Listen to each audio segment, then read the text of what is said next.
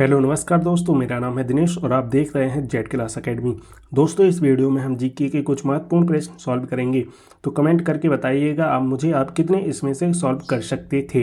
तो चलिए शुरू करते हैं बिना किसी टाइम वेस्ट के और देखते हैं पहला प्रश्न। संगीत के 7 स्वरों का उल्लेख पहली बार किस वेद में हुआ? तो सामवेद में हुआ था दोस्तों। दूसरा प्रश्न, भारतीय संविधान की प्रस्तावना में समाजवादी और पंथ निरपेक्ष शब्द किस संशोधन के तहत जोड़े गए? तो 42वें संविधान संशोधन 1976 द्वारा जोड़े गए। इसके बाद तीसरा प्रश्न, भारतीय संविधान के किस अनुच्छेद में संवैधानिक संशोधन प्रक्रिया का वर्णन है? तो अनुच्छेद 368 में है, यानी संविधान संशोधन प्रक्रिया का वर्णन। चौथा प्रश्न, चोल शासक राजराजा प्रथम द्वारा बनवाया गया प्रसिद्ध मंदिर कौन सा है? तो बृहदेश्वर मंदिर तमिलनाडु में स्थित है। इसके बाद दोस्तों पांचवा प्रश्न, भारत का पहला महिला विश्वविद्यालय कौन सा था और इसकी स्थापना कब हुई थी? तो SNDT महिला विश्वविद्यालय 1916 में स्थापित हुई थी। यह महिला विश्वविद्यालय पहला था। इसके बाद छठवां प्रश्न, मौर्य काल में कर संग्रह का प्रमुख अधिकारी कौन होता है?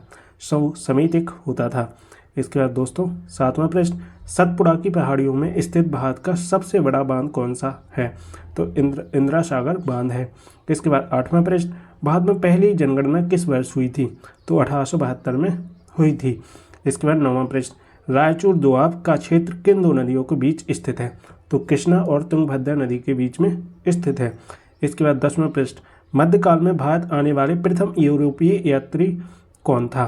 तो मार्को पोलो था प्रथम मध्यकाल में भारत में आने वाला प्रथम यूरोपीय यात्री।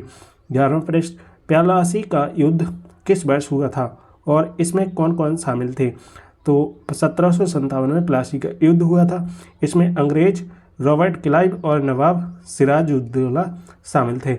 इसके बाद दोस्तों 12वां प्रश्न, राष्ट्रीय विकास परिषद NDC की स्थापना कब हुई थी? तो 1952 में हुई थी।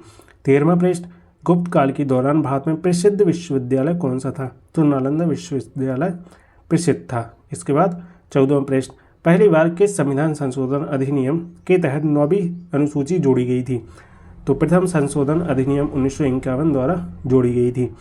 15वां प्रश्न, बक्सर का युद्ध किन के बीच हुआ था? तो 1764 में अंग्रेज हेक्टर मुनरो और शुजाउद्दौला मीर कासिम शाह आलम द्वितीय के बीच हुआ था। इसके बाद दोस्तों देखते हैं 16वां प्रश्न, न्यायमूर्ति M नागराज केस 2006 का संबंध किससे है? तो आरक्षण की संवैधानिकता से संबंधित है। इसके बाद 17वां प्रश्न, मैकमोहन रेखा किन दो देशों के बीच सीमा निर्धारित करती है? तो भारत और चीन के बीच निर्धारित करती है। इसके बाद 18वां प्रश्न, दीन-ए-इलाही धर्म की शुरुआत किसने की थी? तो अकबर के द्वारा की गई थी। इसके बाद 19वां प्रश्न, भारत में पहली बार आपातकाल कब लागू हुआ था? तो 26 अक्टूबर 1962 में चीन युद्ध के दौरान लागू किया गया था।